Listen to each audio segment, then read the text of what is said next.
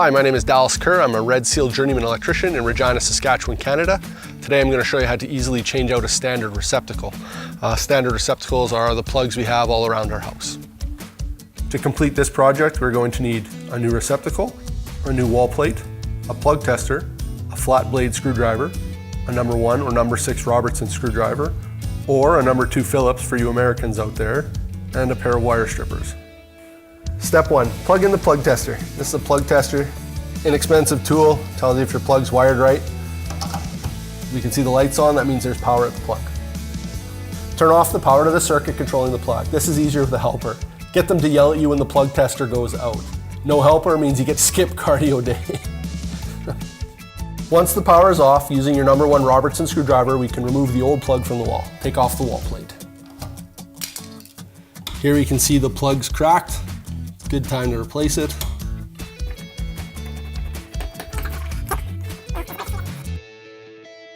If the screw doesn't turn when you're trying to take it off, you might have to use a flat blade and get rid of the old paint and guck in there. Sometimes you have to put a pair of pliers on to get it out, but it'll come off. Step 4, pull the plug out. With any luck, you should see 3 different sets of wires. White insulated wires, black insulated wires, bare ground wires. You might see 2, you might see 1. They'll be bare, that's for the ground. We can cut off the plug now with our wire strippers. Remember, it's safe to do so because we've already turned the breaker off.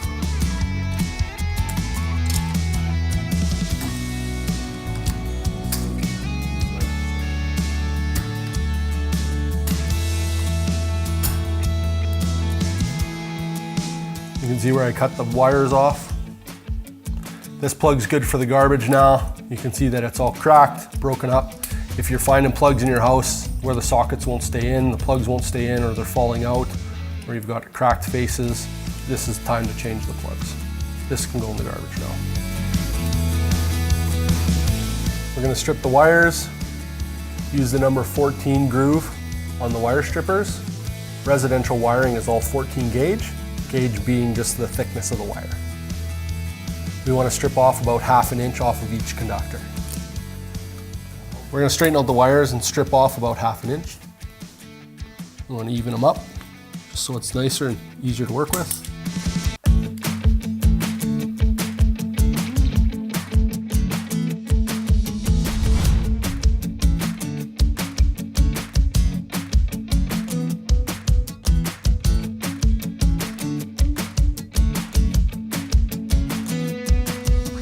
We're going to curl the wires. There's always a loophole on the wire strippers that'll help you get a nice curl.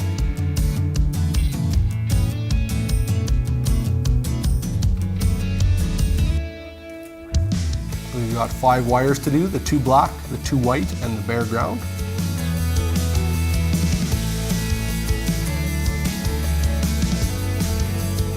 Now that the wires are curled, we're going to put them under the appropriate screws. Fortunately for electricians, we just have to keep track of color.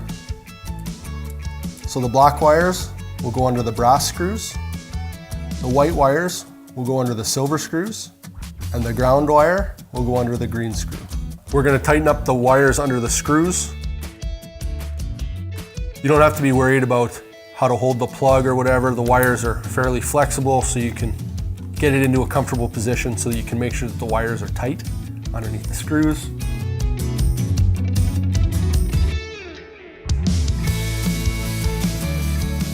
Tightening up the screws, we want to make sure that it's copper underneath the screw, no insulation. We want to make sure there's good contact, that the screws are nice and tight. Step 7, now that the wires are tight under the screws, we can neatly push the wires and the plug into the box. Just fold the wires in, being careful to keep the ground wire away from the bare terminals on the neutral side and on the hot side. We want to make sure they don't accidentally touch. So we just got to neatly push and fold the wires in. We're going to use the number 1 or number 6 Robertson screwdriver to screw the plug into the wall.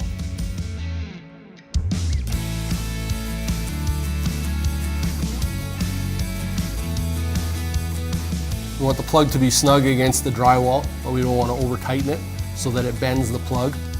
or bends the drywall. Won't make for a neat finish. Once you get it snug, if you notice the plug face is crooked from the wall, you can take your plug tester, you can just wedge it over a little bit, flatten it out. When you do that, just make sure it's snug up.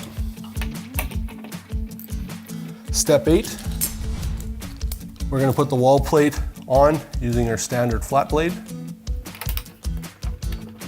Remember not to over tighten the cover. We don't want it to crack or to pucker out. That'll look pretty terrible. Make sure the screws are vertical. Most electricians operate under the ground down rule. So when you put the receptacle in, you put the ground down. It's not code or anything, but it's how most people put them in. Step 9, we can go and turn the power back on. Once you catch your breath from running up and down the stairs to the panel, we can plug the plug tester in and see if it lights up.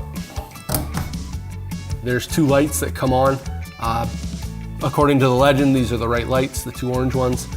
Each plug tester is a little bit different. So check with the legend on top to make sure you got the right lights come on. If no lights come on, or you get a different code off the legend, you can call Kerr Electric and we'd be happy to come and fix that for you. I hope you found this useful. If you have any questions or comments, you can leave them below and I'll try and respond as quickly as possible. If you're in Regina and surrounding area and the DIY thing just isn't for you, you can give me a call or email me. The details are below. Thanks for watching.